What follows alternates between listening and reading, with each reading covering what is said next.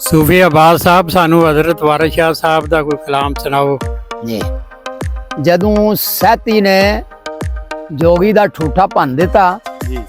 तो जोगी शिकायत करन लग पिया वा तू मेरा बड़ा नुकसान किया। तो सैती अगू जवाब देंदी है जी।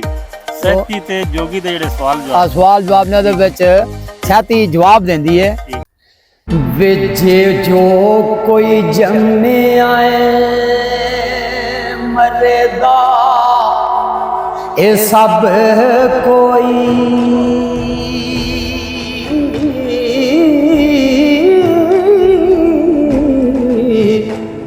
ते कड़िया भज सीवा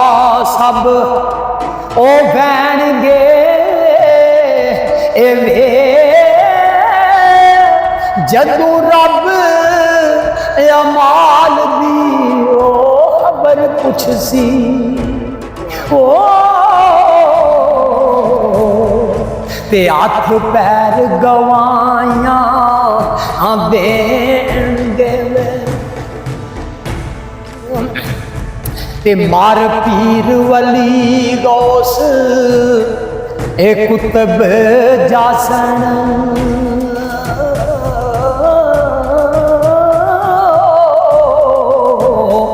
ते और सब पसारड़े ए टहणगे ए वे जदू उम्र दी आन ए म्याद मुकी ओ ते इजराइल औरिया ए बैन दे पन्ने ठूठे तू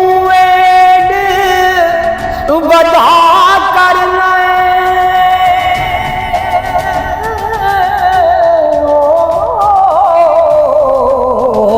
ते बुरा तो दिनों लोग सब ए कहणगे ए वे जे आ बुरा तू बोलिया ओ राग लावे ओ ए अड मास सजाइयां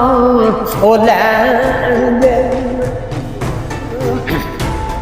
आंदी हाथी ऊठ घोड़े सबे ए जान मर मर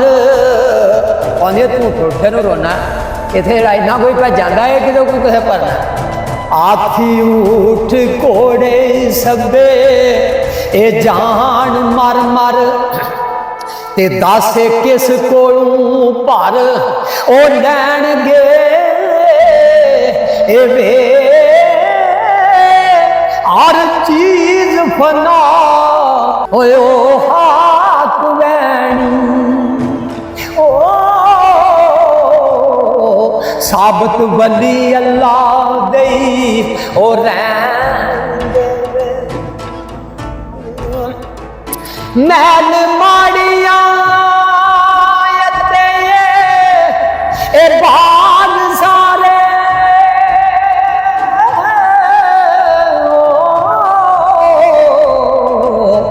ते आप बिच फिर अनत नूं ओ टहणगे ए वे उठ माल ते होर हैवान गाई ओ ते सबे जा तकदीर नूं ए छेणगे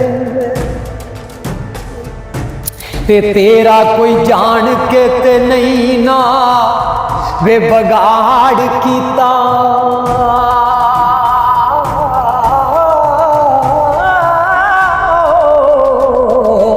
ते सानू चट्टियां डन क्यों ओ पैणगे ए वे झूठा नाल तकदीर दे वे भज गया ओ ते वारिस शायरी सच ए कहणगे